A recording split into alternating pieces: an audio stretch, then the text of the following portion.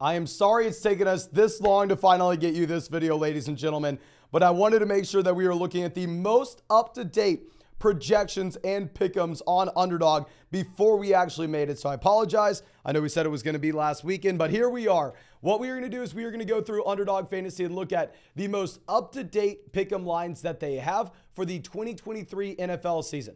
I think that this should be very useful, not only as a fun exercise overall for us to find some pick'em lines that we like, but at the same time to have realistic expectations of what these players should do from a fantasy football perspective this next year. Because I can come out here and rank these guys, but if I'm wrong, ultimately at the end of the day, I'm not going to be losing a ton of money. But if Underdog puts out these projections and then people go and take the higher, lower than on a few of these lines, and then all of a sudden they are dramatically wrong, Underdog could be at a very, very tough spot, ladies and gentlemen.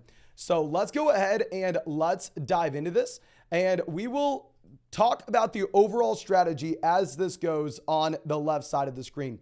But generally, when you are looking at these season-long pick'em lines on Underdog, I know the first thing everybody's going to do is they're going to go and find a couple wide receivers that they like, right? They're going to see DJ Moore and they're going to go, oh my gosh, or Zay Flowers. Zay Flowers, the perfect example. They're going to say 599.5 receiving yards. Zay Flowers is easily going to have 600 this year, and they're going to go take the higher than. Generally, when I'm looking at these season-long pick'ems, I want to be staying away from all higher thans. Because what happens if Zay Flowers starts off slow?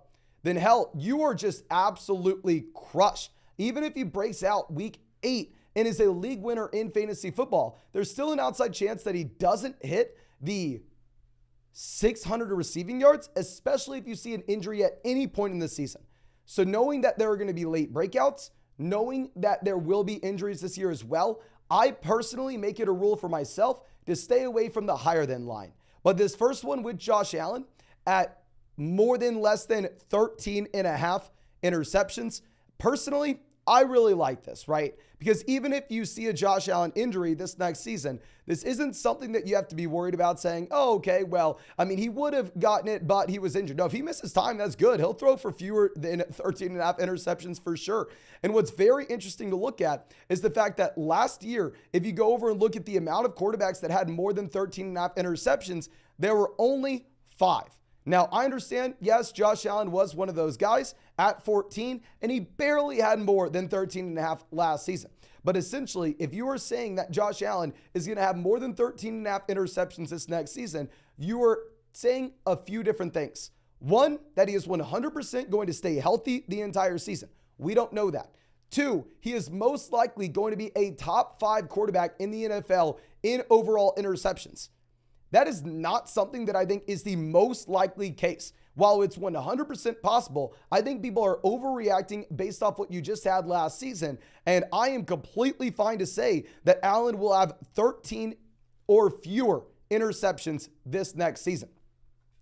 And we have a question out in the live chat right now as well, asking, when does the Josh Allen more than less than 1 passing yard come out? So yeah, let me just make sure we clarify with this. Y'all know Underdog Fantasy is running a special right now where they have a site-wide special pick'em for Patrick Mahomes, more than less than half a passing yard against the Detroit Lions week 1. There's also a flock exclusive special pick'em line, more than less than half a passing yard for Josh Allen week 1 against the New York Jets.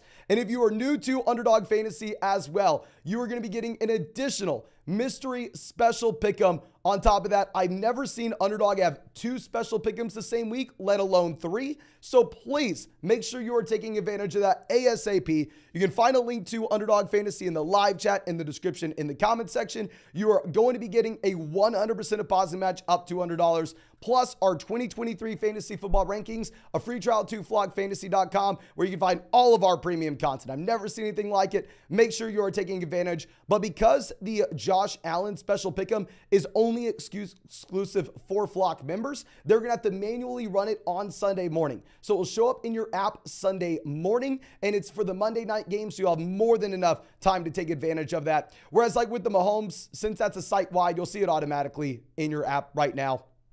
But let's go ahead and let's keep this going, ladies and gentlemen, because there's another quarterback projection that I actually want to be taking advantage of, and it will be another lower. Okay, so this is what y'all are going to see. You're going to see a trend of us taking lowers only. That way, if we see an unexpected injury during the season, even if that player only misses 3 to 4 weeks, it's still going to help us and not hurt us. So our next guy will be Lamar Jackson at 3,450 passing yards this next season.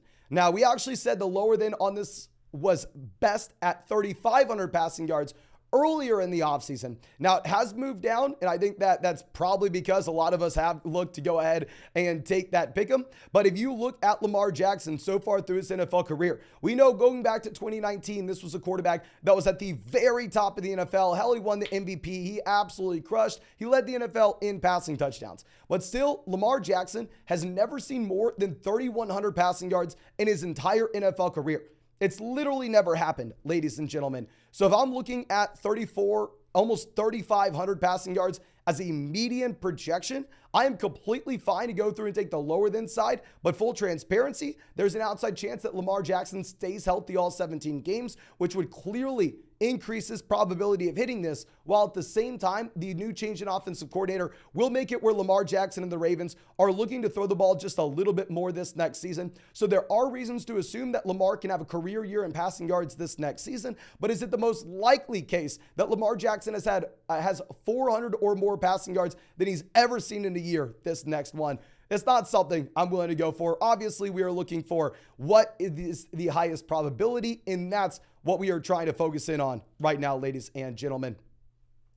Now, moving down, if we're looking at a lot of these running backs, honestly, I feel like a lot of them are fair overall, where I'm going to be staying away from a lot of these running back pick'ems. Even if I love someone like Josh Jacobs from a fantasy football perspective, I don't want to go out there and say he'll easily have 1,100 rushing yards or will easily have 9 rushing touchdowns, because there's a chance that he tweaks an ankle and Josh Jacobs ends up missing more than a month of this season, or even just a month. And then all of a sudden, a pick'em that we were really excited about looks like it has no shot of actually hitting.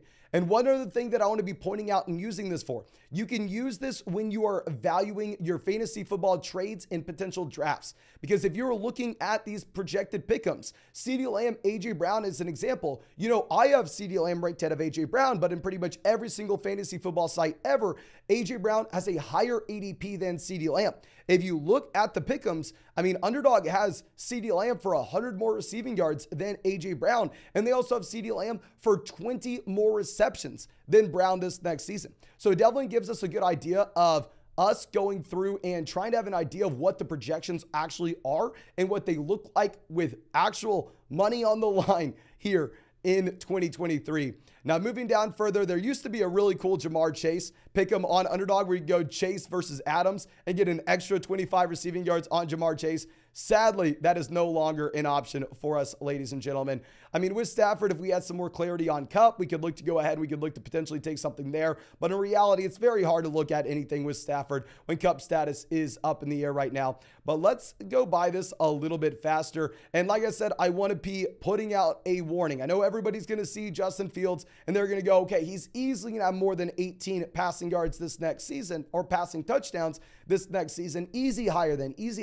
Guys, it's just so tough because if Fields just misses a month, then it's going to be so much harder for him to go through and hit that. So that's why for the season-long pick'ems on Underdog, I'm pretty much avoiding going through and taking any higher than lines and trying to identify our favorite lower than lines where we can. So let's skim by. Let's go through and find the next one that we really like, because there are some ones, especially with some of these miscellaneous pass catchers at both wide receiver and tight ends, that I do really like to look for. And one of these running backs coming up is also an interesting one as well. You'll see they have like Ramondre Stevenson, 5.5 rushing touchdowns. Najee Harris at 7 rushing touchdowns. Hell, Joe Mixon in an elite level offense at 7.5 rushing touchdowns. Swift, the best offense in the NFL, best offensive line in the NFL, 4.5 rushing touchdowns. Pacheco may be the best offense in the NFL, 5.5 rushing touchdowns. I mean, just to get a sense of where the overall rushing touchdown marks are for these players. And then we get down to one player that is going to be in the worst offense in the NFL,